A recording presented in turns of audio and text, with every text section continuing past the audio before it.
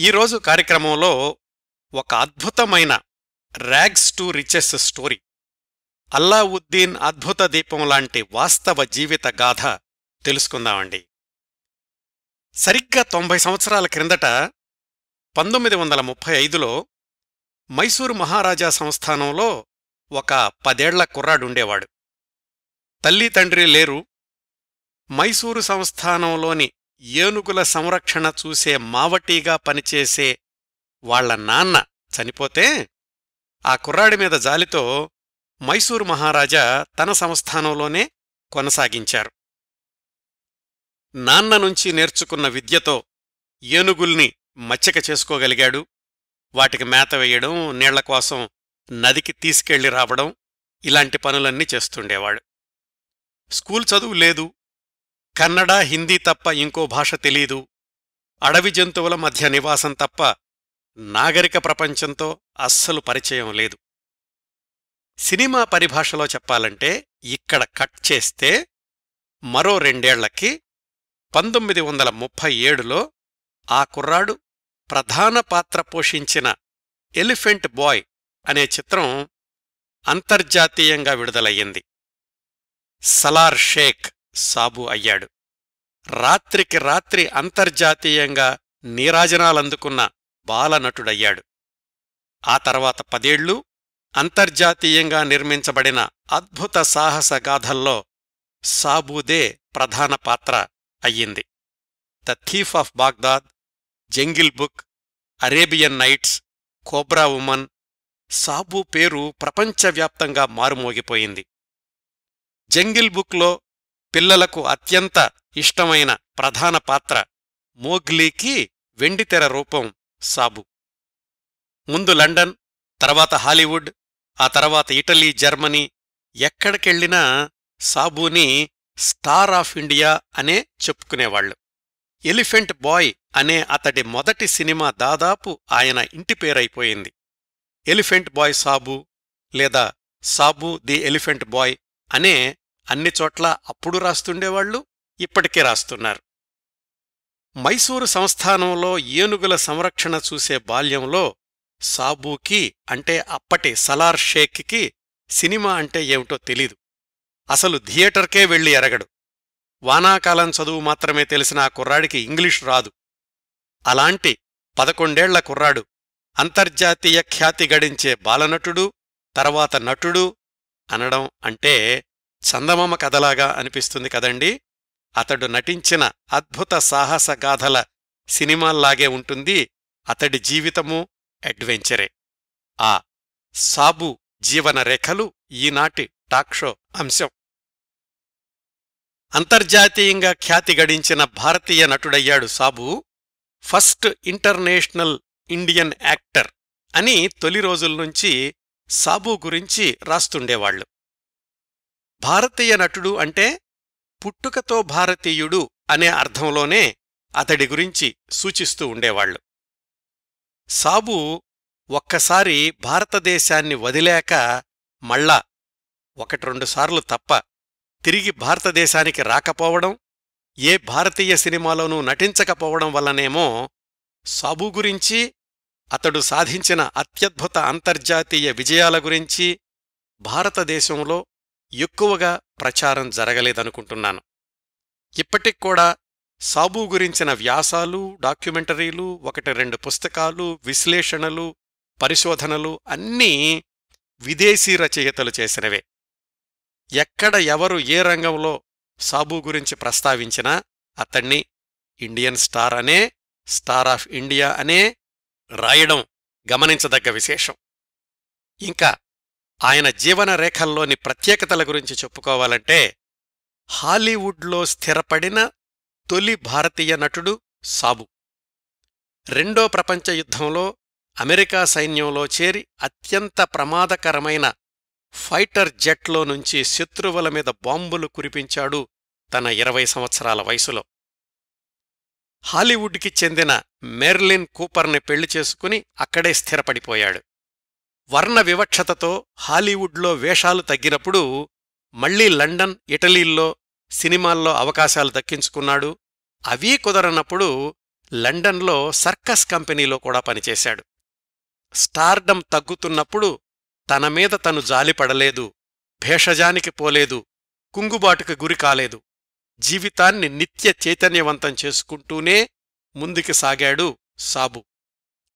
సినిమాల్లో వేషాలు లేనప్పుడు లాసెంజల్స్లో ఇళ్ల నిర్మాణం కాంట్రాక్టులు చేపట్టాడు. సొంతంగా అపార్ట్మెంట్లు కట్టి అద్దెలకిచ్చాడు. అన్నయ్యతో కలిసి ఫర్నిచర్ షాపు పెట్టాడు. ఇదంతా కూడా లాసెంజల్స్లోనండి. మళ్లీ నిలదొక్కుని సినిమాల్లో వేషాలు వేశాడు.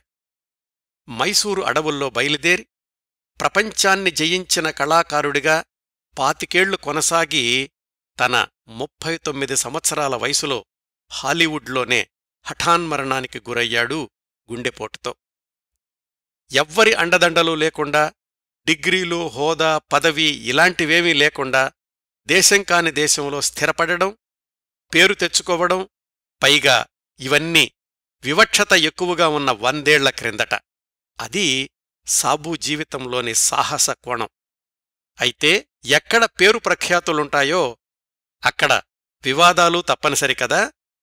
తన వైవాహిక జీవితాన్ని, ఆర్థిక మూలాల్ని కుదిపేసే వివాదాల్లో చిక్కుకున్నప్పటికీ దంపతులిద్దరూ కలిసి సమిష్ఠిగా వాటిని ఎదుర్కొన్న వైనం, ఎన్ని ఒడిదుడుకులొచ్చినా భర్తకే మద్దతునిచ్చిన అమెరికన్ భార్య, 2 పిల్లలు, ఇది కూడా మరొక అద్భుతమైన కోణం సాబు జీవితంలో. ఆస్కార్ హాల్ ఆఫ్ ఫేమ్లో స్థానం సంపాదించుకున్న తొలి భారతీయ నటుడు సాబు. అమెరికన్ ప్రభుత్వం ఆయన గౌరవార్థం పోస్టల్ స్టాంపుని విడుదల చేసిన తొలి భారతీయ నటుడు సాబు. ఆస్కార్ అవార్డు పొందిన చిత్రంలో నటించిన తొలి భారతీయ నటుడు సాబునే. ఆ అవార్డు అతని నటన కాదనుకోండి, అతడు నటించిన సినిమాలోని సాంకేతిక నిపుణులకు. ఇంకా అనేకానేక అద్భుత సాహస ఘట్టాల కూర్పు సాబు జీవితం. పూర్తి వివరాల్లోకి వెళ్లబోయే ముందు ఈ కార్యక్రమ రూపకల్పన కోసం నేను సంప్రదించిన వనరుల జాబితా చెప్తాను. సాబు గురించిన సమగ్రమైన డాక్యుమెంటరీ ఒకటి యూట్యూబ్లో ఉందండి. సాబుతో పనిచేసిన కొంతమంది నటులు, సాబు కుటుంబ సభ్యులు దానిలో మాట్లాడారు. దాన్నుంచి కొంత సమాచారం తీసుకున్నాను. అంతర్జాతీయ సినిమాల గురించిన వ్యాసాల్లో సాబు గురించిన సమాచారం ఉంది. సాబు నటించిన సినిమాల వివరాల నుంచి ఆయన జీవితపు టైం లైన్ని నిర్ధారించుకున్నాను. ఆ సినిమాల వివరాల నుంచి కొంత సమాచారం తీసుకున్నాను. అలాగే ఫిలిప్ లేబ్ ఫ్రైడ్ అనే రచయిత 1989లో ఫిలిమ్స్ ఇన్ రివ్యూ అనే పత్రికలో వ్రాసిన ఒక సమగ్రమైన వ్యాసాన్ని చదివి దాన్నుంచి కొంత సమాచారం తీసుకున్నాను. 1940 దశాబ్దంలోని ఫిల్మ్ ఇండియా బాబూరావు పటేల్ పత్రిక, దాన్లో అక్కడక్కడ అప్పుడప్పుడు సాబు గురించిన కొన్ని విశేషాలు ప్రచురితమయ్యాయి. వాటిని తీసుకున్నాను. 1950 మొదట్లో సాబుని చుట్టుముట్టిన వివాదాల గురించిన వివరాలు అప్పటి లాసెంజల్స్ టైమ్స్ పత్రికలో ఉన్నాయి. ఆ పత్రిక పేపర్ కటింగ్స్ ఇంటర్నెట్లో లభ్యమవుతున్నాయి. వాటినుంచి సమాచారం తీసుకున్నాను. సాబు వాళ్లన్న పద్ధతిలో అమర్చి మనదైన కథనంతో ఈ కార్యక్రమాన్ని మీ ముందుకు తీసుకొస్తున్నాను. పైన పేర్కొన్న రెఫరెన్స్ వ్యాసకర్తలకు, డాక్యుమెంటరీ నిర్మాతలకు నా హృదయపూర్వక కృతజ్ఞతలు తెలియచేస్తున్నాను. ఇంకా ప్రధాన కార్యక్రమంలోకి ప్రవేశిద్దాం. ఇప్పటి కర్ణాటక, అప్పటి మైసూరు రాష్ట్రంలో కారాపుర అనే గ్రామం ఉందండి. రామాయణ కాలంలో లవకుశలతో కలిసి సీత ఈ ఊళ్ళో కొన్నాళ్లు నివసించింది అని స్థానికులు నమ్ముతూ ఉంటారు. ఆ ఊరికి దగ్గర్లో దట్టమైన అరణ్యం ఉంది. ఆ అడవిలో మైసూరు సంస్థానానికి చెందిన ఏనుగులుండేవి. ఆ ఏనుగుల మావటి పేరు ఇబ్రహీం. ఆయన భార్య పేరు జినాబీ. ఇబ్రహీం, జినాబీలకు 2 అబ్బాయిలు సంతానం. పెద్దబ్బాయి దస్తగిర్, చిన్నబ్బాయి సలార్. ఇద్దరికీ 10 సంవత్సరాలు వయసు తేడా. పుట్టినప్పట్నుంచి అటవీ ప్రాంతం, అడవి జంతువులే ఆ పిల్లలు పెరిగినటువంటి వాతావరణం. చిన్నబ్బాయి సలార్ పుట్టిన 2-3 ఏళ్లకే తల్లి జినాబీ చనిపోయింది. ఇబ్రహీం ఒక్కడే 2 పిల్లల్ని చూసుకుంటుండేవాడు. మహారాజుకి నమ్మకస్తుడిగా ఉండడంతో ప్రధాన మావటి అయ్యాడు. తండ్రితో పాటు రోజూ అడవిలోనే తిరుగుతుండడంతో చిన్నబ్బాయి సలార్కి అడవి జంతువులంటే, ముఖ్యంగా తండ్రి పోషించే ఏనుగులు అంటే ఆకర్షణ ఏర్పడింది. 3 ఏళ్లకే ఏనుగు తొండం మీదుగా పైకెక్కడం నేర్చుకున్నాడు. 4 ఏళ్లకే సలార్కి ఈత కూడా నేర్పాడు తండ్రి. భయంకరమైన మొసళ్లుండే నదిలో కూడా ధైర్యంగా ఈదడం నేర్చుకున్నాడు సలార్. తండ్రి దగ్గర్నుంచి ఏనుగుల్ని మచ్చిక చేసుకునే చిట్కాలు కూడా నేర్చుకున్నాడు.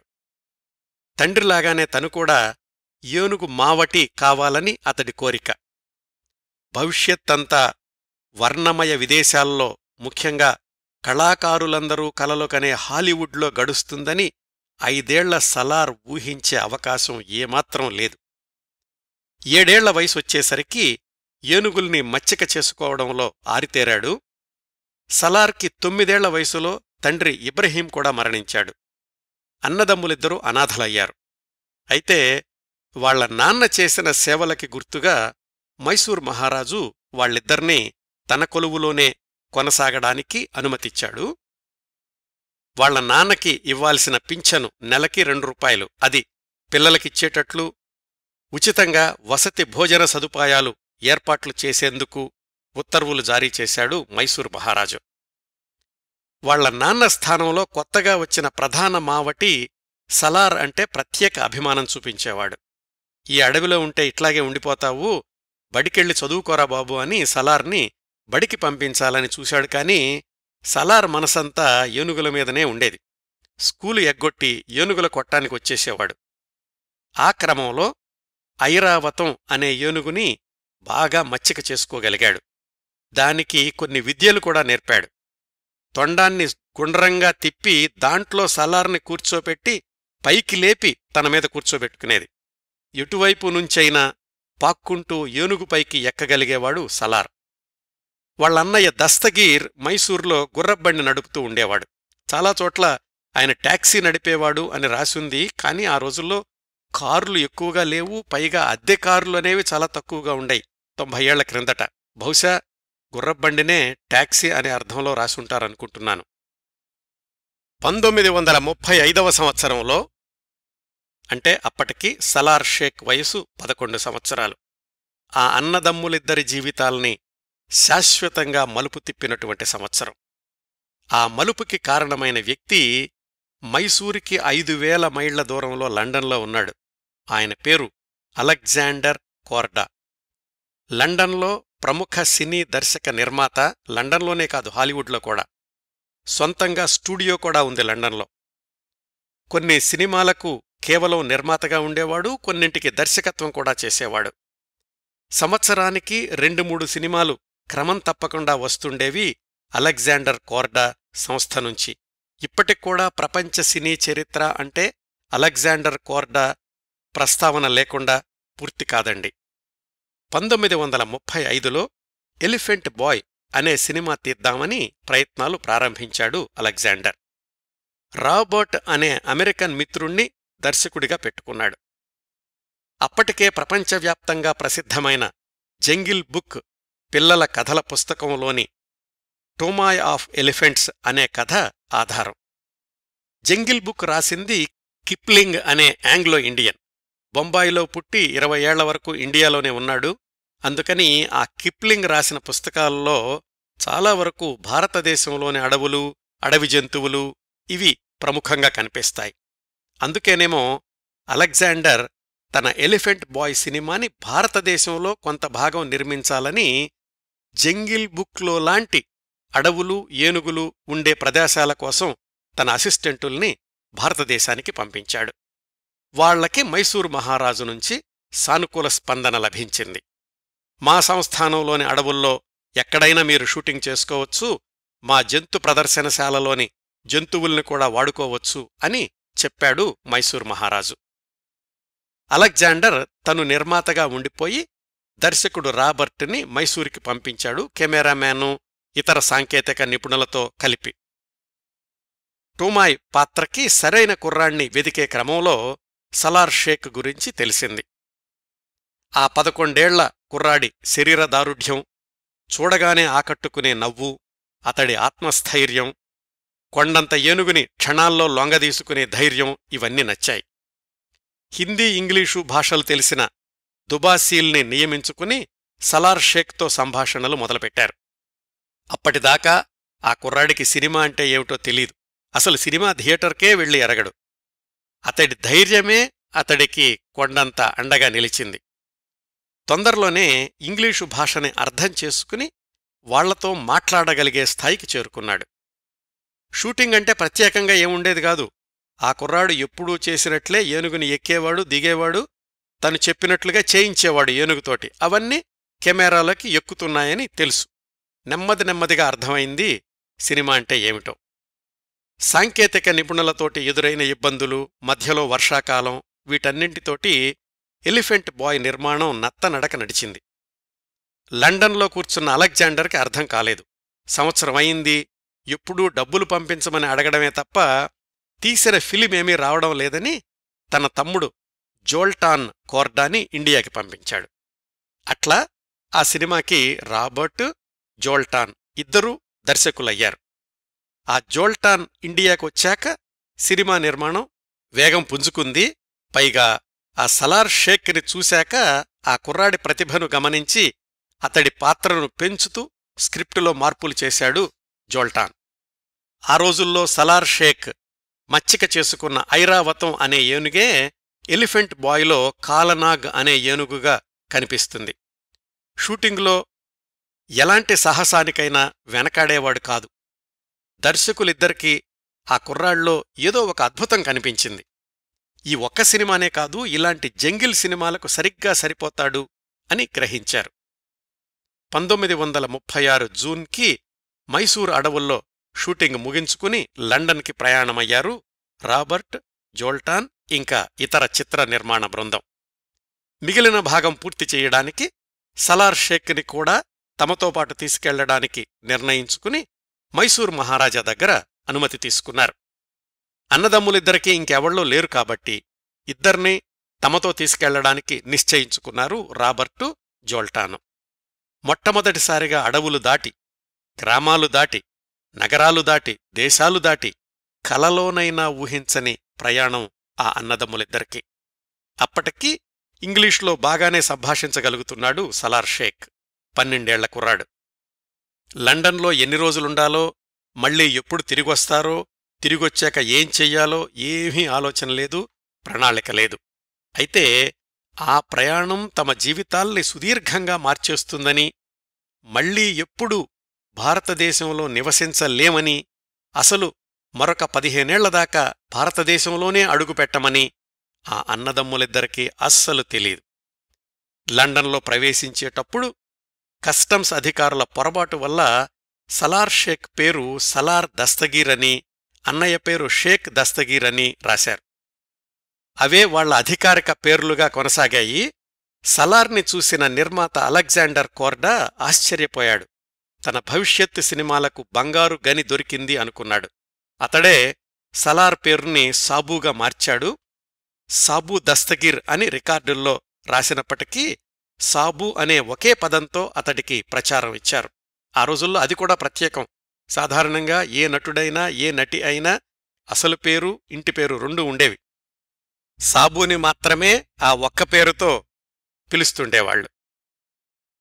ఎలిఫెంట్ బాయ్లో భారతదేశంలో పూర్తి చెయ్యగా మిగిలిన భాగాన్ని లండన్ స్టూడియోలో షూటింగ్ చేశారు. అన్నదమ్ములిద్దరినీ విలాసవంతమైన అపార్ట్మెంట్లో ఉంచి సాబూని ఇంగ్లీష్ నేర్పే స్కూల్లో చేర్పించారు. ఆ స్కూల్లో టీచర్కి ఉర్దూ తెలుసు. సహజంగా ఏకసంధాగ్రాహి, ఆత్మవిశ్వాసం మెండుగా ఉన్న సాబూ 2-3 నెలల్లోనే బ్రిటిష్ ఆంగ్ల ఉచ్చారణ మీద పట్టు సాధించగలిగాడు. ఎలాంటి వాతావరణానికైనా, ఎవరితో కలిసి తిరగడానికైనా ఏమాత్రం భయపడని మనస్తత్వం సాబూకి పెద్ద అర్హత అయ్యింది. ఎలిఫెంట్ బాయ్ విడుదలకు ముందు సాబూ ప్రధాన ఆకర్షణగా, అడవుల్నుంచి వచ్చిన కుర్రాడిగా పెద్ద పబ్లిసిటీ ఇచ్చారు. 1937 ఏప్రిల్ 5న అమెరికాలోనూ, 1937 ఏప్రిల్ 9న ఇంగ్లాండులోనూ విడుదలయ్యింది ఎలిఫెంట్ బాయ్ సినిమా. సినిమా ప్రారంభం కావడమే సాబూతో మొదలవుతుంది. యూట్యూబ్లో చక్కటి ప్రింట్ ఉంది, మీరు కూడా చూడండి, మీ పిల్లలకు కూడా తప్పనిసరిగా చూపించండి. ఇంతవరకు మీరు విన్నటువంటి నేపథ్యంతో ఆ సినిమాలో సాబు నటన చూస్తే అతడు వండర్ కిడ్గా ఎందుకు అన్ని ప్రశంసలు పొందాడో అర్థమవుతుంది. మొట్టమొదట్లోనే 3 నిమిషాల పాటు సాబు ఒక్కడే సినిమాకి ముందు మాటలు చెప్తాడు. 3 నిమిషాలు 3 షాట్లు, అంటే నిమిషం పాటు సాగేటటువంటి ఒకే షాట్. ఏమాత్రం భయపడకుండా సాబు చెప్పిన సంభాషణలు, అతడి ఆంగ్ల ఉచ్చారణ, తల వంచి సలాం చేయడం, ఇదంతా 90 సంవత్సరాల క్రిందట జరిగింది అని గ్రహిస్తే ఒళ్ళు గగుర్పొడుస్తుందండి. గూస్ బంప్స్ అంటారే, అలా అనిపిస్తుంది. ఎలిఫెంట్ బాయ్ మొదటి ఆట నుంచే సూపర్ హిట్ అని పేరు తెచ్చుకుంది. ప్రపంచవ్యాప్తంగా సాబు స్టార్ అయిపోయాడు. ఇండియా నుంచి వచ్చాడు అన్నది అదనపు ఆకర్షణ, అదనపు అర్హత కూడా అయ్యింది. అమెరికాలో కూడా వసూళ్ల వరదలు సృష్టించింది. అంతకుముందు 2-3 ఏళ్లుగా సరైన హిట్స్ లేని అలెగ్జాండర్ కోర్డాకి ఎలిఫెంట్ బాయ్ ఘన విజయం ఆనందంతో పాటు ఆశ్చర్యాన్ని కూడా కలిగించింది. అప్పటికే ప్రపంచవ్యాప్తంగా సినీ ప్రేక్షకులకు అభిమానులైన బాలనటులు Mickey Rooney, Judy Garland, Shirley Temple, వీళ్లందరి సరసనా స్థానం సంపాదించుకున్నాడు సాబు. ఆ 13 సంవత్సరాల కుర్రవాడు సాబు అంతర్జాతీయ రంగంలో నిలదొక్కుకోవడానికి పూర్తి బాధ్యుడు అలెగ్జాండర్ కోర్డా, ఆయన తమ్ముడు జోల్టాన్ కోర్డా అని చెప్పుకోవాలండి. సాధారణంగా లండన్లోనైనా హాలీవుడ్లోనైనా అలెగ్జాండర్ కోర్డా లాంటి పేరున్న దర్శక నిర్మాతల సినిమాల్లో అవకాశం, అందున ప్రధాన పాత్ర ధరించే అవకాశం రావాలంటే చాలా దశలు అధిగమించాల్సి ఉంటుంది.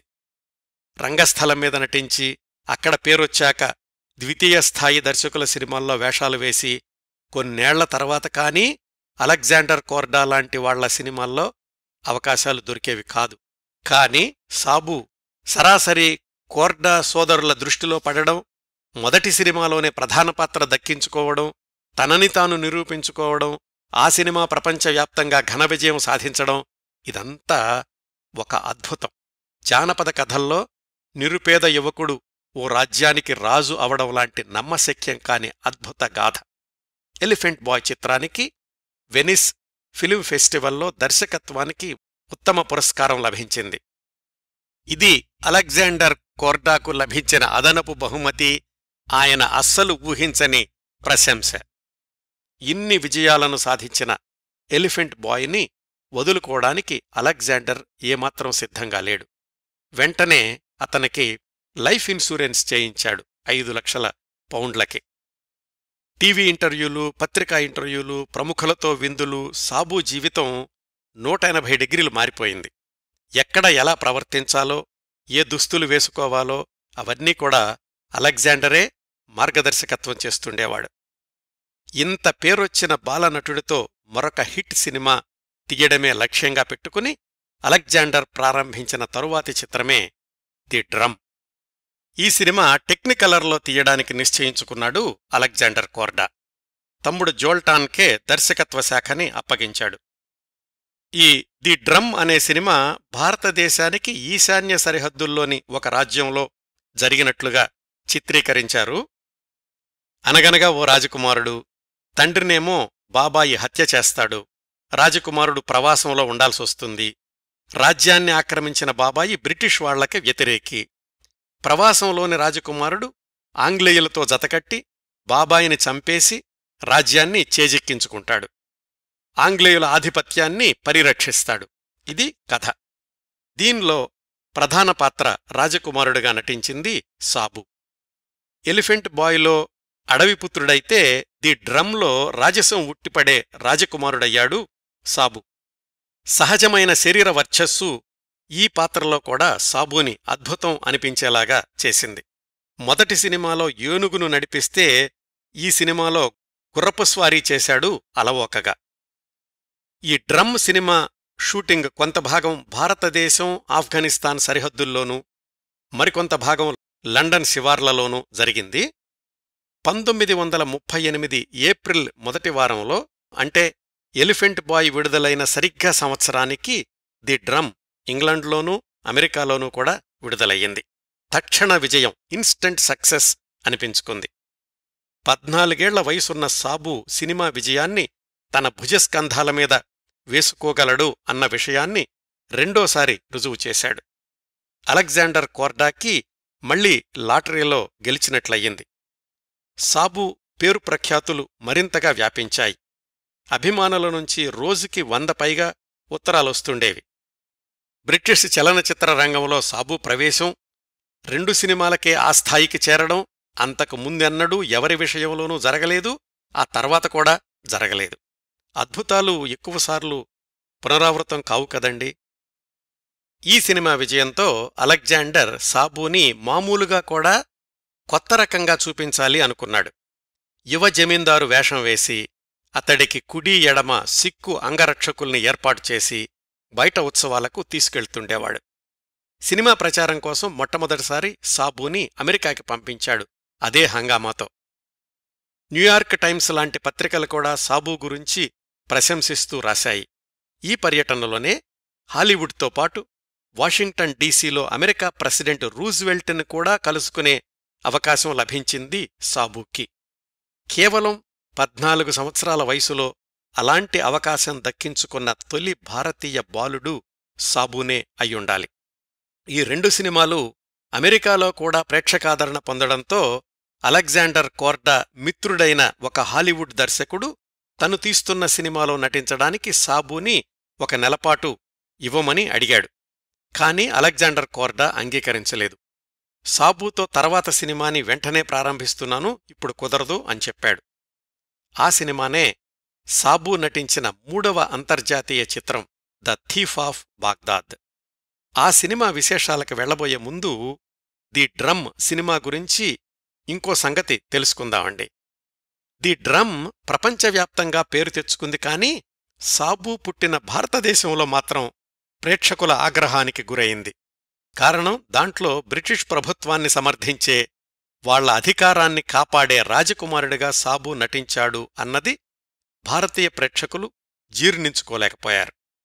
పైగా అప్పటికి అంటే 1938కి భారత స్వాతంత్ర్య పోరాటం పతాకస్థాయిలో ఉంది. అలాంటి సమయంలో బ్రిటిష్ పరిపాలనను సమర్థించే సినిమాను భారతదేశంలోని ప్రేక్షకులు అంగీకరించలేదు. 1938 సెప్టెంబర్ 1న బొంబాయిలో విడుదలైనప్పుడు మొదటి ఆట నుంచే ప్రేక్షకులు థియేటర్ల దగ్గర నిరసన ప్రదర్శనలు చేపట్టారు. క్రమక్రమంగా ఆ ప్రదర్శనలు ఘర్షణ రూపం సంతరించుకున్నాయి. పోలీసులు జోక్యం చేసుకోవాల్సొచ్చింది. వారం రోజుల్లోనే ది డ్రమ్ సినిమాని థియేటర్లలోంచి తొలగించేశారు. భారతదేశంలో ఎక్కడా ప్రదర్శించకుండా నిషేధించాల్సొచ్చింది. నటుడిగా సాబుకి స్వదేశంలోనే వ్యతిరేకత ఎదురయ్యింది. భారతదేశ స్వాతంత్ర్య స్ఫూర్తిని దెబ్బతీయడానికి సాబుని పావుగా వాడుకున్నాడని అలెగ్జాండర్ కోర్డాని, అలెగ్జాండర్ కోర్డా చేతిలో కీలుబొమ్మ అయిపోయాడని సాబుని భారతదేశపు పత్రికలు దుమ్మెత్తిపోశాయి. అయితే అంతర్జాతీయంగా మాత్రం సాబు అప్పటికే స్టార్ అయిపోయాడు. అతడు నటించే 3వ చిత్రం ద థీఫ్ ఆఫ్ బాగ్దాద్ని భారీ స్థాయిలో నిర్మించడానికి అన్ని ఏర్పాట్లు చేసుకున్నాడు అలెగ్జాండర్ కోర్డా. తన అంచనాలకు ధీటుగా రూపొందించడానికి 2-3 దర్శకుల్ని మార్చాల్సొచ్చింది. ఈ సినిమాలో ప్రధాన పాత్ర థీఫ్ ఆఫ్ బాగ్దాద్ అబూగా నటించింది సాబు. అప్పటికే అంతర్జాతీయ ఖ్యాతి తెచ్చుకున్న సాబు మీద ఎంత పెట్టుబడి పెట్టడానికైనా సిద్ధపడ్డాడు అలెగ్జాండర్ కోర్డా. 2 సినిమాల అనుభవంతో, విజయంతో సాబు ఎంత పెద్ద నటులతోనైనా పోటీపడే స్థాయికి చేరుకున్నాడు. 1939లో ప్రారంభమైన ఈ థీఫ్ ఆఫ్ బాగ్దాద్ సినిమా నిర్మాణం మధ్యలో ఉండగా 2వ ప్రపంచ యుద్ధం మొదలవడంతో కొన్నాళ్లు విరామం వచ్చింది. అనుకోని ఆలస్యంతో నిర్మాత అలెగ్జాండర్ నిర్ణయించుకున్న బడ్జెట్ మించిపోయింది. మిగతా సినిమా పూర్తి చేయడానికి హాలీవుడ్ నిర్మాతలతో ఒప్పందం కుదుర్చుకున్నాడు అలెగ్జాండర్ కోర్డా. వాళ్లేమో హాలీవుడ్లో షూటింగ్ చేస్తేనే పెట్టుబడి పెడతామన్నారు. 1940 మార్చి ఏప్రిల్ నెలల్లో the Thief of Baghdad shooting అమెరికాలోని హాలీవుడ్కి మారింది. అట్లా సాబు హాలీవుడ్లో నటించిన తొలి భారతీయ నటుడయ్యాడు. 5 నెలలు అక్కడే షూటింగ్ జరిగింది. సాబుతో పాటుగా ఎక్కడికెళ్లినా వాళ్లన్నయ్య కూడా వెంటనే ఉండేవాడు. ఈ 5-6 నెలల అమెరికా పర్యటనలో సాబు వాళ్ళన్నయ్య షేక్ దస్తగీర్ ఒక అమెరికన్ యువతిని వివాహం చేసుకున్నాడు. ద థీఫ్ ఆఫ్ బాగ్దాద్ చిత్రం 1940 డిసెంబర్ మొదటి వారంలో అమెరికాలోనూ, క్రిస్మస్ రోజున ఇంగ్లాండులోనూ విడుదలై ఘన విజయం సాధించింది. Cinematography, special effects, art direction 3 విభాగాల్లోనూ ఆస్కార్ అవార్డుల్ని కూడా గెలుచుకుంది. సాబూకి ఆస్కార్ అవార్డు రాకపోయినా ఒక భారతీయ నటుడు ప్రధాన పాత్ర ధరించిన సినిమాకి ఆస్కార్ అవార్డు రావడం అనేది అదే తొలిసారి. అప్పటికీ అతని వయసు ఇంకా 16 సంవత్సరాలు నిండలేదు. ఈ సినిమా ప్రచారం కోసం కూడా సాబు అమెరికా అంతటా పర్యటించాడు. అప్పటికే వాళ్లన్నయ్య వివాహం చేసుకుని లాస్ ఏంజల్స్లో స్థిరపడడంతో తను కూడా అక్కడే తన భవిష్యత్తుని నిర్మించుకోవాలి అనుకున్నాడు సాబు. వరుస ఘన విజయాలతో మిలియన్ల డాలర్లు ఆర్జించి పెడుతున్న సాబు స్టార్డమ్ని మరొక స్థాయికి తీసుకెళ్తూ అలెగ్జాండర్ కోర్డా నిర్మించిన తరువాతి భారీ చిత్రం జంగిల్ బుక్. మళ్లీ దీనిలో ప్రధాన పాత్ర మోగ్లీగా నటించింది సాబూనే. సాబూ కోసమే సృష్టించినట్లు ఉండేటటువంటి పాత్ర, అడవి జంతువులతో సహవాసం, సాబూకి చిన్నప్పట్నుంచి అలవాటైన వాతావరణం. ఈ సినిమా నిర్మాణం కూడా కొంత భాగం ఇంగ్లండులో, మరికొంత భాగం అమెరికాలో జరిగింది. 1942 ఏప్రిల్ 3న విడుదలై మరొక రికార్డు సృష్టించింది జంగిల్ బుక్. సాబూకి హాలీవుడ్ నుంచి అవకాశాలు ఒకదాని తర్వాత ఒకటి వచ్చాయి. తనని అంత స్థాయికి తీసుకొచ్చిన అలెగ్జాండర్ కోర్డాతో మాట్లాడి ఆయన అనుమతితో 1942 మధ్యలో తన మకాం హాలీవుడ్కి మార్చాడు సాబు. వారానికి $1000 ఇచ్చేలాగా యూనివర్సల్ పిక్చర్స్ వాళ్లు సాబూతో ఒప్పందం చేసుకున్నారు. అప్పటికే వాళ్లన్నయ్య అక్కడ స్థిరపడిపోవడం సాబూకి హాలీవుడ్ జీవితం కొత్తగా అనిపించలేదు.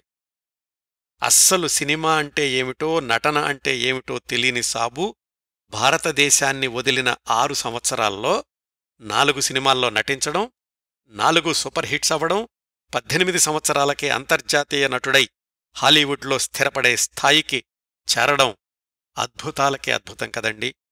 ఆ తర్వాత హఠాన్మరణానికి గురైన 1963 దాకా, అంటే మరొక 20 సంవత్సరాలు సాబూకి హాలీవుడ్డే స్వస్థలమయ్యింది. అయితే ఈ మొదటి 4 సినిమాల స్థాయిలో తరువాతి సినిమాలు విజయవంతం కాకపోవడానికి అనేక కారణాలు చెప్తారు విశ్లేషకులు. చూద్దాం సాబు అమెరికా జీవితం, హాలీవుడ్ సినీ జీవితం ఎలా కొనసాగిందో. సాబు హాలీవుడ్లోని అవకాశాలు అందిపుచ్చుకోవడానికి అడుగుపెట్టిన 1942 మొదట్లోనే అమెరికా కూడా రెండో ప్రపంచ యుద్ధంలో పాల్గొనక తప్పలేదు. జపాన్ సేనల దాడి నుంచి హవాయి దీవుల్ని రక్షించుకునే క్రమంలోనూ, జపాన్ దాడుల్ని ఎదిరించే క్రమంలోనూ దేశమంతటా కూడా యుద్ధ వాతావరణం నెలకొంది. సాబూతో కాంట్రాక్టు ఒప్పందం చేసుకున్న యూనివర్సల్ పిక్చర్స్ వాళ్లు నిర్మించిన సినిమాలు ఆ సమయానికి సరిగ్గా ఆడడం లేదు. సాబూకి లభించిన అంతర్జాతీయ ఖ్యాతిని తాము తీయబోయే సినిమాల్లో సమర్థవంతంగా ఉపయోగించుకోవాలి అనేది ఆ యూనివర్సల్ పిక్చర్స్ వాళ్ల ఆలోచన. సాబూని అమెరికాకి రంపించినప్పుడు అతడితో వరుసగా 3 సినిమాలు నిర్మించడానికి ప్రణాళికలు సిద్ధం చేసుకున్నారు. Arabian nights, white Savage, cobra woman. 6 సంవత్సరాల పాటు వాళ్ల సినిమాల్లోనే నటించేలాగా ఒప్పందం. అప్పటికి సాబు వయసు 18 సంవత్సరాలే అయినప్పటికీ అంతర్జాతీయ గుర్తింపు తెచ్చుకున్న నటుడు అన్న విషయాన్ని అమెరికా ప్రభుత్వం కూడా గుర్తించింది. ఏం చేసిందంటే, ఆ సమయంలో అమెరికా ప్రభుత్వం యుద్ధ నిధి కోసం విరాళాలు వసూలు చెయ్యడానికి బాండ్లు అమ్మడం మొదలుపెట్టింది. ఆ బాండ్లు అమ్మకం ప్రచారానికి సాబూని పంపించమని యూనివర్సల్ పిక్చర్స్ వాళ్లని అడిగారు. సాబు ఒక చిన్న ఏనుగుతో కలిసి అమెరికాలోని పలు ప్రాంతాల్లో పర్యటించి ఎలిఫెంట్ బాయ్లాగా యుద్ధ బాండ్లు అమ్మకంలో కీలకమైన పాత్ర పోషించాడు. ఒకసారి వెనక్కి తిరిగి చూడండి. 6 ఏళ్ల క్రిందట బయట ప్రపంచంతో సంబంధం లేకుండా మైసూరు అడవుల్లో అడవి జంతువుల మధ్య పెరిగిన కుర్రాడు ఇప్పుడు అమెరికా లాంటి అగ్రరాజ్యానికి సహాయం చేసే స్థాయికి చేరుకున్నాడు. What a wonder! ఆ ప్రచారం చేస్తూనే యూనివర్సల్ వాళ్లు నిర్మించే అరేబియన్ నైట్స్ సినిమాలో నటించాడు సాబు. ఆ చిత్రం 1942 డిసెంబర్లో క్రిస్మస్కి విడుదలయ్యింది. యూనివర్సల్ వాళ్లకి మంచి లాభాలు తెచ్చిపెట్టింది. వాళ్ల అనుకున్న లక్ష్యం నెరవేరింది, కానీ సాబు పాత్రకి అంత పేరు రాలేదు. అరేబియన్ నైట్స్ మాత్రమే కాదు, తర్వాత 2 సినిమాల్లో కూడా సాబూకి సరైన పాత్ర దొరకలేదు. సాబు లండన్లో ఉండగా నటించిన సినిమాల్లో అటవీ నేపథ్యం, భారతదేశ నేపథ్యం ఉన్న పాత్రల్లో సరిగ్గా సరిపోయాడు. యూనివర్సల్ వాళ్లు కూడా jungle book, thief of Baghdad లాంటి కథలు రాసుకున్నారు, కానీ వాటిల్లోని ప్రధాన పాత్రలకు అమెరికన్ నటుల్నే తీసుకుని సాబూని సహాయ పాత్రలకు పరిమితం చేశారు. విమర్శకులు కూడా సాబూకి సరైన పాత్రలు దొరకడం లేదు అని పత్రికా సమీక్షల్లో రాశారు. అట్లా యూనివర్సల్ వాళ్లు వరుసగా నిర్మించిన 3 సినిమాల్లోనూ సాబూవి ప్రాధాన్యతలేని పాత్రలే. మరి అప్పుడే హాలీవుడ్లో అడుగుపెట్టిన భారతీయ నటుడికి వచ్చిన అవకాశాలు తీసుకోవడం తప్ప తను పాత్రలు ఎంపిక చేసుకునే అవకాశం ఉండదు కదా. ఇక్కడ సాబు హాలీవుడ్ సినీ జీవిత విశేషాలకు ఒక్క క్షణం సెమికోలన్ పెట్టి సాబు అమెరికా జీవితంలోని ఇంకొక సాహసోపేతమైన దశ గురించి తెలుసుకుందాం. లండన్లో ఉన్నప్పుడే సాబు స్కూలుకి వెళ్తుండేవాడు అని తెలుసుకున్నాం కదా. ఆ చదువు అమెరికా వచ్చాక కూడా కొనసాగింది. దేశమంతటా అలముకున్న యుద్ధ వాతావరణంలో దృఢకాయులైన విద్యార్థుల్ని సైన్యంలోకి ఆహ్వానిస్తున్నారు. సాబు హాలీవుడ్ నటుడు కాబట్టి యుద్ధంలో ప్రమాదకరమైన ప్రదేశాలకు వెళ్లకుండా సముద్ర తీరంలో గస్తీ కాసే నౌకల్లో పనిచేయడం లాంటి ఏమాత్రం ప్రమాదం లేని పనులకి వెళ్లొచ్చు. కాని సాబు తాను నటించిన సినిమాల్లోలాగా సాహసోపేతమైన ప్రాంతాల్లోనే పనిచెయ్యాలనుకున్నాడు. 1943 జులైలో అమెరికా సైన్యంలో తన పేరు నమోదు చేయించుకున్నాడు. ప్రభుత్వ ఉత్తర్వులు కాబట్టి యూనివర్సల్ వాళ్లు సాబూకి తమ సినిమాల నుంచి విరామం ఇవ్వక తప్పలేదు. వైమానిక యుద్ధదళంలో పనిచెయ్యాలి అని సాబు ఉత్సాహపడుతుండేవాడు. అతని వయసు ఇంకా 20 సంవత్సరాలు నిండలేదు. అయితే అప్పటికీ ఇంకా అతనికి అమెరికా పౌరసత్వం లేదు కాబట్టి యుద్ధ విమానాల్లోకి పంపలేము, బేస్ స్టేషన్లో శిక్షణ తీసుకోమన్నారు అధికారులు. అలా 7 నెలలు శిక్షణ తీసుకున్నాక 1944 జనవరి 4న సాబూకి అమెరికా పౌరసత్వం వచ్చింది. నిజానికి ఆ రోజుల్లో విదేశీయులకు, ముఖ్యంగా భారతీయులకు అమెరికా పౌరసత్వం లభించాలంటే బోలెడన్ని ఆంక్షలు ఉండేవి. సాబు అప్పటికే అంతర్జాతీయ నటుడవడం, మిలిటరీలో నమోదు చేయించుకోవడంతో అమెరికా పౌరసత్వం సులువుగా లభించింది. యుద్ధ విమానాల్లోకి వెళ్లాలన్న సాబు కోరిక ఫలించింది. ఫైటర్ విమానాల్లో శిక్షణ కోసమని నార్త్ కెరోలినా, టెక్సాస్ రాష్ట్రాల్లో యుద్ధ శిక్షణా కేంద్రాలకు వెళ్లాడు. యుద్ధ విమానాల్లో బెల్లీ గన్నర్గా శిక్షణను విజయవంతంగా పూర్తిచేశాడు. బెల్లీ గన్నర్, టెయిల్ గన్నర్ అనేది అత్యంత ప్రమాదకరమైన పని. B-24 యుద్ధ విమానాల్లో అవసరమైనప్పుడు క్రింద భాగంలో ఒక గోళం లాంటి భాగం బయటకొస్తుంది. ఆ చిన్న గోళంలో తల్లి గర్భంలో శిశువు ఉన్నట్లుగా ముడుచుకుని కూర్చుని అంత ఎత్తునుంచి శత్రువులను గురిచూసి కాల్చాలి, అవసరమైతే బాంబులు వెయ్యాలి. ఇవన్నీ చేస్తూ తన విమానాన్ని రక్షించుకోవాలి. ఆ చిన్న గోళంలాంటి భాగంలో ఇంకా దేనికి వెసులుబాటు ఉండదు. ఇంకా ప్రమాదకరమైన సంగతేమిటంటే పారాచ్యూట్ కూడా ఉండదు. పైగా ఆ గోళం విమానం బయట ఉంటుంది కాబట్టి శత్రువుల దాడికి గురయ్యే అవకాశాలు ఎక్కువగా ఉంటాయి. మీరు యూట్యూబ్లో చూడొచ్చండి. B-24 టెయిల్ గన్నర్ అని గాని, B-24 బెల్లీ గన్నర్ అని గాని సెర్చ్ చేయండి. ఇప్పుడు నేను చెప్పిన వాతావరణమంతా అక్కడ చూడొచ్చండి. సాధారణంగా పొట్టిగా ఉండేవాళ్లు ఆ గోళంలో ముడుచుకుని కూర్చోగలరు. సాబు ఎత్తు 5 అడుగుల 4 అంగుళాలే అవడంతో సరిగ్గా ఇమడగలిగాడు అందులో. అంత ప్రమాదకరమైన పరిస్థితుల్లో B-24 యుద్ధ విమానంలో ప్రయాణిస్తూ 1944 అక్టోబర్ 16 నుంచి 1944 నవంబర్ 26 దాకా 45 సార్లు ప్రధాన యుద్ధ రంగంలోకి వెళ్లాడు. ఫిలిప్పైన్స్, గినీవా దీవుల్లోని జపాన్ సైనిక స్థావరాల మీద బాంబులు వేశాడు ఆ యుద్ధ విమానంలోని గోళం నుంచి. ఎంత సాహసమో ఊహించుకోండి. ఎలిఫెంట్ బాయ్, అంతర్జాతీయ నటుడు, 20 ఏళ్ల కుర్రాడు, అత్యంత ప్రమాదకరమైన విన్యాసాలు చేసిన సాహసి. అట్లా అమెరికన్ సైన్యంలో యుద్ధ విమానాల్లో చేసిన సాహస కృత్యాలకు అత్యున్నతమైన అవార్డులు అందుకున్నాడు సాబు. ఒకటి కాదు, దాదాపుగా అరడజను. యుద్ధ వాతావరణం ముగిశాక 1945లో మళ్ళా వెనక్కి తన కాంట్రాక్టు ఉన్న యూనివర్సల్ పిక్చర్స్కి వచ్చేశాడు. అయితే ఆ 2 ఏళ్లలో ప్రేక్షకుల అభిరుచుల్లో చాలా మార్పులొచ్చాయి. జంగిల్ కథలు, కాకమ్మ కథలు అంతగా నడవడం లేదు. పైగా యుద్ధానికి వెళ్లడానికి ముందు సాబు నటించిన హాలీవుడ్ సినిమాలు బాగా ఆడినప్పటికీ, అతడు ఆర్థికంగా నిలదొక్కుకోవడానికి సహాయపడినప్పటికీ నటుడిగా గొప్ప పేరు రాలేదు. ఇప్పుడు అంటే 1945 తర్వాత కూడా అదే స్థితి కొనసాగింది. యుద్ధం నుంచి రాగానే అతడు నటించిన చిత్రం టాంజియర్. సాబు నటించిన తొలి సాంఘిక చిత్రం డిటెక్టివ్ చిత్రం. ఇందులో కూడా సాబూది ద్వితీయ స్థాయి పాత్రే. దీని తర్వాత మళ్ళా లండన్లో నిర్మాణమయ్యే సినిమాల్లో నటించడానికి అవకాశం వచ్చింది సాబూకి. అప్పటికి యూనివర్సల్ పిక్చర్స్ వాళ్లు కంపెనీని అంతర్జాతీయ కంపెనీగా మార్చడంతో కాంట్రాక్టు కూడా రద్దయింది. అందుకని లండన్ సినిమాల్లో నటించడం సాబూకి సులభమయ్యింది. లండన్ వదిలేసిన 4 ఏళ్ల తర్వాత మళ్ళా 1946లో అక్కడికెళ్లాడు తాత్కాలికంగా 2 సినిమాల్లో నటించడానికి. అవి బ్లాక్ నార్సిసస్, రెండోది ది ఎండ్ ఆఫ్ రివర్. వీటి షూటింగ్ 1946లోనే జరిగినప్పటికీ రెండూ కూడా 1947లో విడుదలయ్యాయి. రెండింటిలోనూ భారతీయ నేపథ్యమున్న పాత్రలే సాబూవి. బ్లాక్ నార్సిసిస్లో రాజకుమారుడు, ది ఎండ్ ఆఫ్ రివర్లో బ్రెజిల్లో ఉండే భారతీయ బాలుడు. బ్లాక్ నార్సిసిస్ బ్లాక్ బస్టర్ హిట్ అయ్యింది.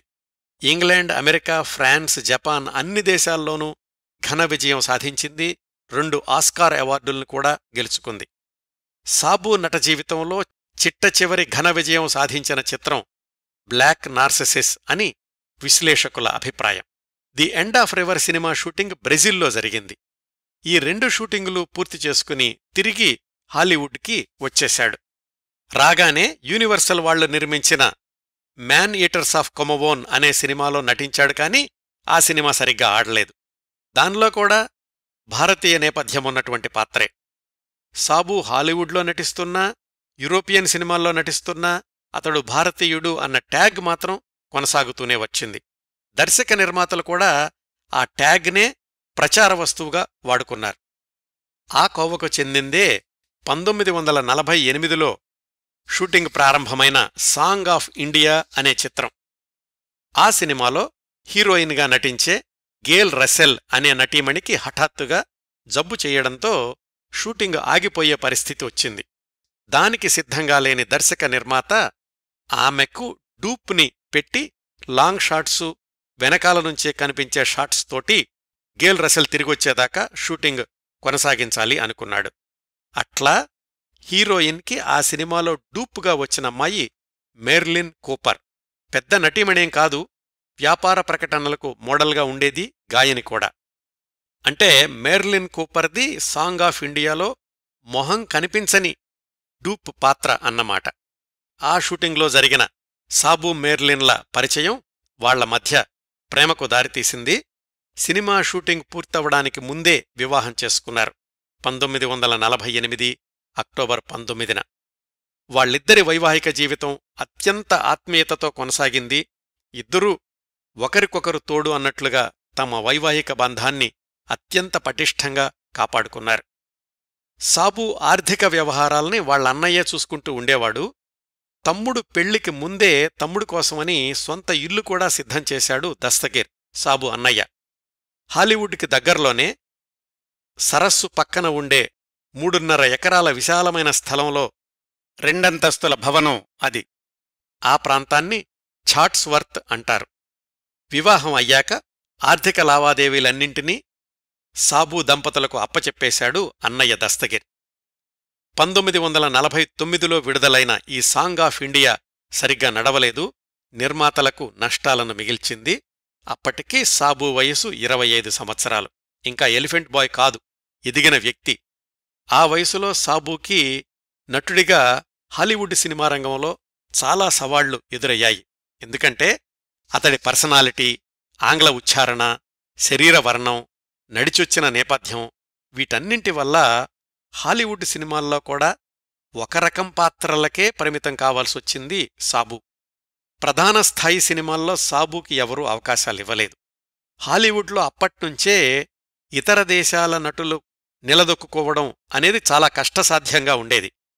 భారతదేశ నేపథ్యమున్న ఫ్యాంటసీ కథలు లేదా అటవీ నేపథ్యమున్న కథలు వీటికి మాత్రమే సాబూని తీసుకుంటూ ఉండేవాళ్లు.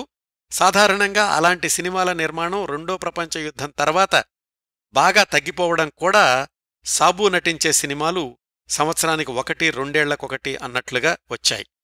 అయితే ఎప్పుడూ ఒప్పుకోవద్దురా ఓటమి అన్నట్లు ఉండేది సాబు మనస్తత్వం. మళ్లీ భారతదేశానికి వెళ్లడానికి ఇష్టపడలేదు. అలాంటి సమయంలో సినిమాల్లో అవకాశాలు రావడం లేదని దిగులు పడడం కంటే తన ఆలోచనల్ని వ్యాపారం వైపు మళ్లించాడు. లాసెంజల్స్లో హాలీవుడ్ చుట్టుపక్కల అపార్ట్మెంటు సముదాయాలు నిర్మించి అద్దెకివ్వడం మొదలుపెట్టాడు. 2-3 ఏళ్లలోనే దాదాపు 18-20 అపార్ట్మెంటు సముదాయాలు నిర్మించాడు. వాటినుంచి స్థిరమైన ఆదాయం వస్తుండేది. ఇంకోవైపు అన్నయ్యతోటి ఫర్నిచర్ షాపు పెట్టించాడు. వాళ్ళిద్దరి ఇళ్ళు 10-15 మైళ్ల దూరంలో ఉండేవి. ఈ పరిణామాలన్నీ 1949, 1952 మధ్యలో చోటు చేసుకున్నాయి. అయితే సాబు జీవితం మనం అనుకున్నంత సజావుగా సరళంగా సాగలేదండి. ఆ రోజుల్లోనే అంటే 1949, 1952 సంవత్సరాల్లో 2 వివాదాల్లో చిక్కుకున్నాడు సాబు. వాటిల్లో ఒకటి సాబు వివాహానికి ముందే మరో అమ్మాయి ద్వారా ఒక బిడ్డకు తండ్రి అయ్యాడు అనేది. ఆ అమ్మాయి పేరు బ్రెండా మరియన్ జులికా. ఆమె బ్రిటిష్ నటీమణి. బ్లాక్ నార్సిసిస్ సినిమా షూటింగు కోసం సాబు లండన్లో ఉన్నప్పుడు తమ ఇద్దరికీ పరిచయం జరిగిందని, 1947 ఆగస్టు నుంచి 1948 జనవరి దాకా తాను అమెరికా వచ్చి సాబు ఇంట్లో ఉన్నానని, సాబు తనని పెళ్లి చేసుకుంటానన్నాడని, ఇద్దరూ కలిసి మెక్సికోలో పెళ్లి చేసుకుందాం అనుకున్నామని, అయితే తాను అమెరికా టూరిస్టు వీసా మీద రావడం వల్ల మెక్సికో వెళ్లడం కుదరలేదని, తనకు 1948 సెప్టెంబర్లో పుట్టిన పాపకు సాబూనే తండ్రి అని, ఇవన్నీ కూడా బ్రెండా వాదనలు. 1949 చివర్లో అమెరికా వచ్చి లాసెంజల్స్ కోర్టులో కేసేసింది సాబు మీద బ్రెండా. అప్పటికి సాబు మ్యార్లిన్లకు వివాహమై సంవత్సరం అయిందంతే. దంపతులిద్దరూ పటిష్టంగా నిలబడ్డారు ఈ కేసు విషయంలో. 1 సంవత్సరం విచారణ తర్వాత 1950 అక్టోబర్లో కోర్టు సాబూకి అనుకూలంగా తీర్పునిచ్చింది. 6 మగవాళ్లు 6 ఆడవాళ్లు ఉన్న జ్యూరీ బృందాన్ని ఆ పాపకు సాబూకు పోలికలున్నాయేమో పరీక్ష చేయమని చెప్పింది కోర్టు. వాళ్లల్లో 9 మంది పోలికల్లేవు అన్నారు. సాబు నిర్దోషి అని తేలింది. అయితే ఈ సంఘటనకు మరొక మలుపేమిటంటే 2 ఏళ్ల తర్వాత మళ్ళా పైకోర్టులో అప్పీల్ చేసింది బ్రెండా. ఈసారి తీర్పులో కూడా సాబు ఆ పాపకు తండ్రి కాడు అని తీర్పు వెలువడిందని కొందరంటారు. కొంతమంది రాయడమైతే సాబు కోర్టు బయట బ్రెండాతో ఒప్పందం కుదుర్చుకున్నాడని, ఆ పాపకు 21 ఏళ్లు వయసొచ్చేదాకా ఆర్థికంగా తానే ఆదుకుంటానన్నాడని కొంతమంది అంటారు. ఏదేమైనా వివాహమైన కొత్తలోనే 26 ఏళ్ల వయసులో ఇంకా నటుడిగా స్థిరపడడానికి కష్టపడుతున్న రోజుల్లో ఇలాంటి కేసుని ఎదుర్కోవాల్సి రావడం సాబుకి పెద్ద సవాలే. కాని దంపతులిద్దరూ దాన్ని ఎదుర్కొన్న విధానం గమనార్హం. ఈ కేసు ఇలా జరుగుతున్న రోజుల్లోనే 1950 నవంబర్ ప్రాంతాల్లో సాబు ఇంట్లోని పై అంతస్తు అగ్ని ప్రమాదానికి గురయింది. పోలీసుల విచారణలో తేలింది అది ప్రమాదం కాదని, 2 కుర్రాళ్లు కావాలని నిప్పంటించారని. వాళ్ళిద్దరినీ అరెస్టు చేశారు. ఈలోగా సాబూకి ఇన్సూరెన్స్ కంపెనీ నుంచి నష్టపరిహారం అందింది. ఇంతవరకు బానే ఉంది. అయితే ఈ కేసుకి ఇంకో మలుపేమిటంటే, ఇదంతా జరిగిన 6-7 నెలల తర్వాత అరెస్టైన వాళ్లల్లో ప్రధాన నిందితుడు ఇన్సూరెన్స్ డబ్బుల కోసం సాబూనే నాతో ఈ పని చేయించాడు అని పోలీసులకు చెప్పాడు. దాని ఆధారంగా ఇన్సూరెన్స్ కంపెనీ సాబూ మీద కేసు పెట్టింది. తాము ఇచ్చిన డబ్బుల్ని వెనక్కి తీసుకోవడమే కాకుండా తప్పుడు రిపోర్టు ఇచ్చినందుకు నష్టపరిహారం కూడా వసూలు చేశారు ఇన్సూరెన్స్ కంపెనీ వాళ్లు. కోర్టు తీర్పుని ఎవరూ విమర్శించరు, కానీ సాబు స్నేహితుల అభిప్రాయం ఏమిటంటే, సాబు అప్పటి ఆర్థిక పరిస్థితుల దృష్ట్యా ఇలాంటి పని చెయ్యాల్సిన అవసరం లేదని, అప్పటికీ తను ఆర్థికంగా బాగానే స్థిరపడ్డాడు, పైగా అపార్ట్మెంట్స్ అద్దెకిచ్చే వ్యాపారం కూడా మొదలుపెడుతున్నాడు. అలాంటి స్థితిలో ఇన్సూరెన్స్ డబ్బుల కోసం సాబు ఇలాంటి పని చేశాడంటే నమ్మశక్యంగా లేదు అని ఆయన మిత్రుల వాదన. ఏదేమైనా లండన్ నటీమణి వ్యవహారం, ఇలాంటి అగ్నిప్రమాదం కేసు సాబుని వార్తల్లో వ్యక్తిని చేశాయి. భారతదేశంలో కూడా ఫిల్మ్ ఇండియా లాంటి పత్రికల్లో ఈ సంఘటనల గురించి సవివరమైన వార్తలు రాశారు. ఇవన్నీ ఇలా జరుగుతున్న సమయంలోనే 1951 జనవరి 2న సాబు దంపతులకు మొదటి సంతానం ఒక బాబు జన్మించాడు. పేరు పాల్ సాబు అని పెట్టుకున్నారు. భవిష్యత్తులో ఈ పాల్ సాబు ప్రముఖ సంగీత దర్శకుడు, గేయ రచయిత, గాయకుడిగా పేరు తెచ్చుకున్నాడు. అనేక మ్యూజిక్ ఆల్బమ్లు విడుదల చేశాడు. తన బ్యాండ్కి సాబు అని పేరు పెట్టుకున్నాడు. ఇట్లా 1949-52 మధ్యలో కొన్ని సంతోషాలు, కొన్ని వివాదాలు అన్నట్లుగా సాగింది సాబు జీవితం. మందగించిన సినిమా అవకాశాలు, కోర్టు వ్యవహారాలు, వీటినుంచి కాస్త విశ్రాంతి కావాలనిపించింది సాబుకి. సరిగ్గా అదే సమయంలో లండన్కి చెందిన హ్యారింగే అనే సర్కస్ కంపెనీ వాళ్లు సాబుని సంప్రదించారు. తమ సర్కస్లో ఏనుగులతో కొన్ని విన్యాసాలున్నాయని, వాటిని నిర్వహించేందుకు తమ కంపెనీలో చేరమని ఆహ్వానించారు. హాలీవుడ్ నుంచి కొంతకాలం దూరంగా ఉందామనుకున్న సాబు ఈ సర్కస్ అవకాశాన్ని వెంటనే అంగీకరించాడు. భార్య, పసివాడైన కొడుకుతో కలిసి లండన్ వెళ్లాడు ఆ హ్యారింగే సర్కస్లో పనిచెయ్యడానికి. ఒకప్పటి ఎలిఫెంట్ బాయ్ ప్రత్యక్షంగా ఏనుగుతో విన్యాసాలు చేయిస్తాడని ప్రచారం చేసుకున్నారు ఆ సర్కస్ నిర్వాహకులు. వాళ్లకది బాగా ఉపయోగపడింది. యూరోప్లో సర్కస్ బృందం ఎక్కడ ప్రదర్శన ఏర్పాటు చేసినా ప్రేక్షకులు సాబు కోసమని పోటెత్తారు. అయితే ఎలిఫెంట్ బాయ్గా వాళ్లు చూసిన సాబు వేరు, ఇప్పుడు చూస్తున్న వయసు ఎదిగిన సాబు వేరు. మరి 14 సంవత్సరాలు పైబడింది కదా. ఇప్పుడు అతని వయసు 27-28 సంవత్సరాలు. మాకు ఎలిఫెంట్ బాయ్లోని సాబూనే కావాలని ప్రేక్షకులు డిమాండ్ చేయడంతో ఒంటిమీద చొక్కా లేకుండా ఏనుగు విన్యాసాల్లో పాల్గొనాల్సొచ్చింది. అదేమో చలికాలం. అయినా కాని ప్రేక్షకుల కోరికననుసరించి సాబు పాల్గొన్న సర్కస్ ప్రదర్శనలన్నింటిలో చొక్కా లేకుండానే ఏనుగులతో విన్యాసం చేయించాడు. ఆ ఏనుగులు కూడా కొత్తవే. వాటిని మచ్చిక చేసుకోవడానికి కొన్నాళ్లు పట్టింది. ఇలా సర్కస్ జరుగుతూ ఉండగా ప్రదర్శనకి మధ్యలో ఖాళీ దొరికినప్పుడు హలో ఎలిఫెంట్ అనే ఇటాలియన్ సినిమాలో ఇండియన్ సుల్తాన్గా నటించాడు. అక్కడ ఉండగానే కొంతమంది యూరోపియన్ నిర్మాతలు సాబుతోటి బాగ్దాద్ అనే సినిమా నిర్మించడానికి సిద్ధమయ్యారు. కొంత భాగం భారతదేశంలో షూటింగ్ చేయాల్సింది అని చెప్పారు. ఆ పనిమీద సాబు భార్య, కొడుకులతో కలిసి 1953 ప్రాంతాల్లో భారతదేశానికి వెళ్లాడు.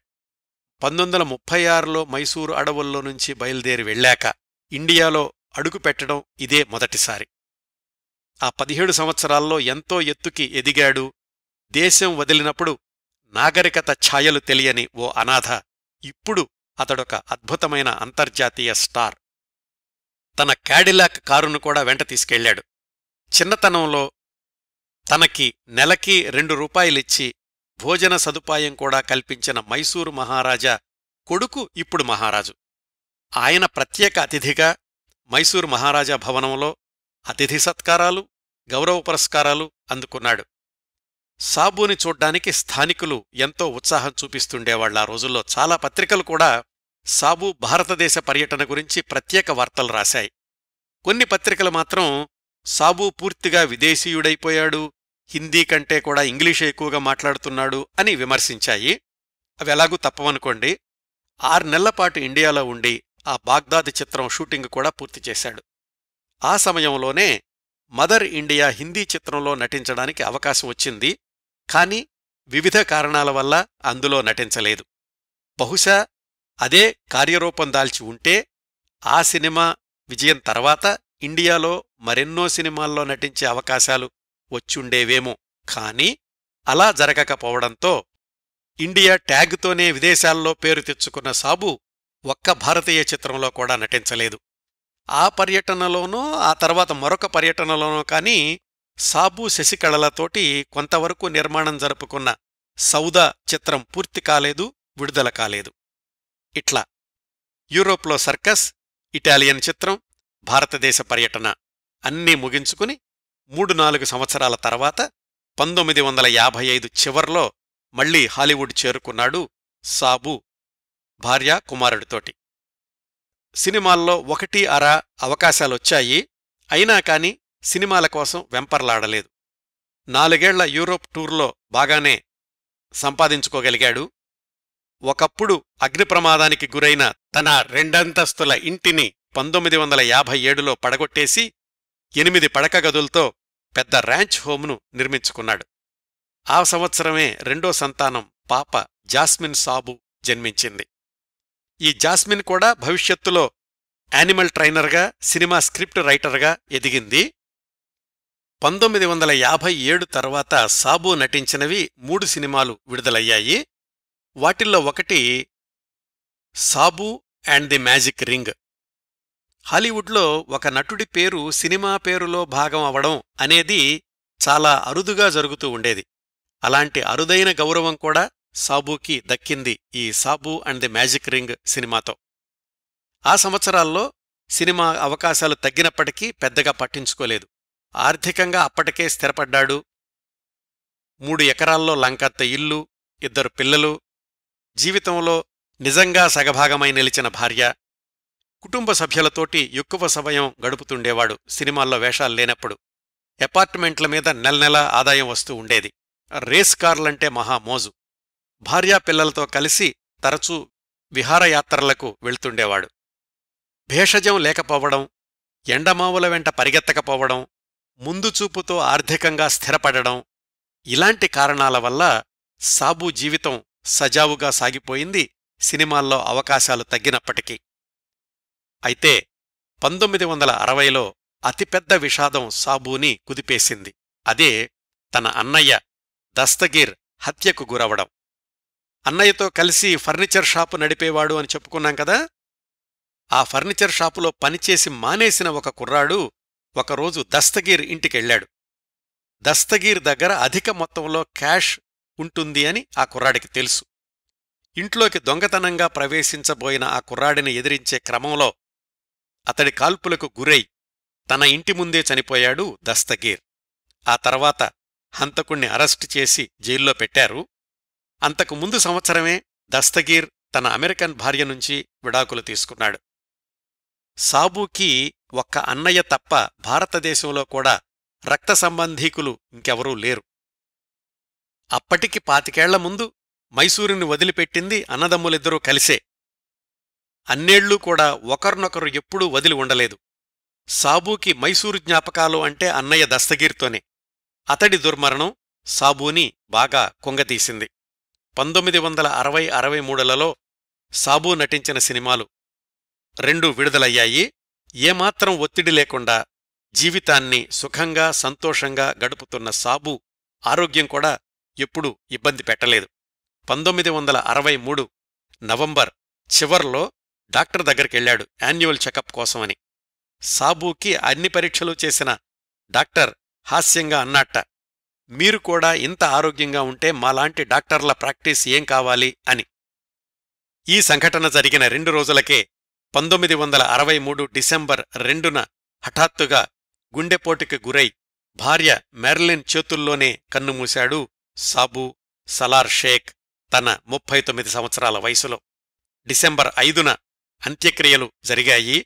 అన్నయ్య షేక్ దస్తగీర్ సమాధి పక్కనే సాబూని కూడా సమాధి చేశారు.